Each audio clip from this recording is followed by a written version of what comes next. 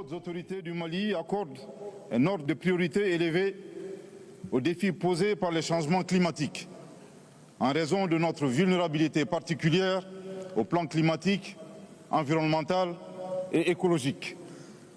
La COP27 se tient à un moment où le monde est à la croisée des chemins et peine à transformer la promesse des sommets mondiaux successifs sur le climat en dividendes des mieux-être et d'une prospérité partagée pour les habitants de notre planète. Elle se tient également à un moment où mon pays, le Mali, un État avec une superficie d'1 231 238 km² et aux 2 tiers désertiques, est confronté à de nombreux défis liés au changement climatique. Des défis rendus encore plus ardus par l'accumulation de crises sécuritaires, politiques, économiques, humanitaires et sanitaires.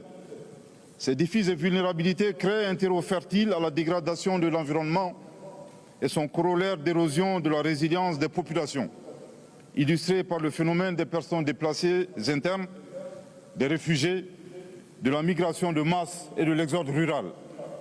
Le Mali est désireux d'aller vers une transition écologique et énergétique juste et équitable, soutenue par des moyens de mise en œuvre adéquats et conséquents.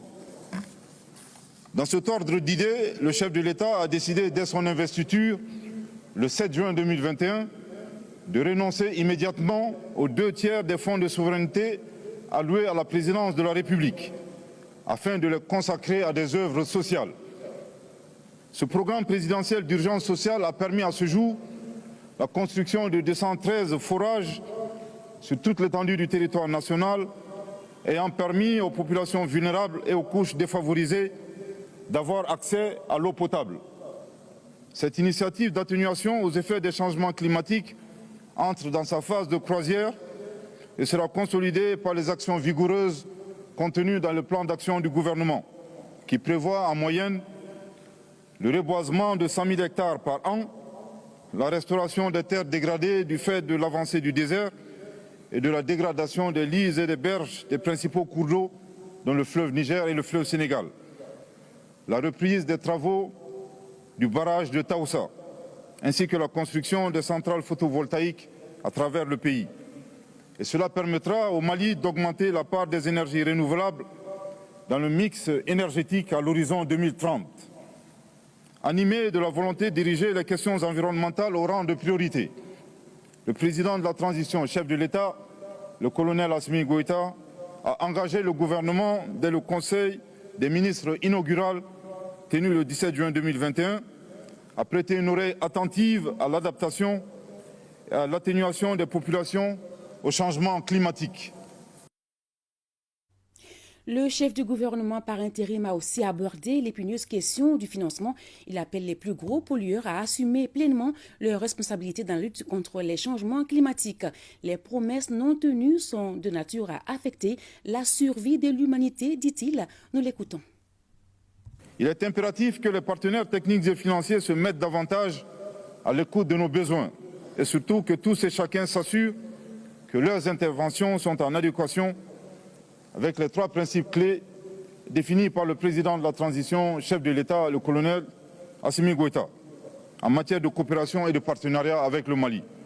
Il s'agit du respect de la souveraineté du Mali, du respect des choix stratégiques et des partenaires opérés par le Mali, et enfin de la prise en compte des intérêts vitaux des populations.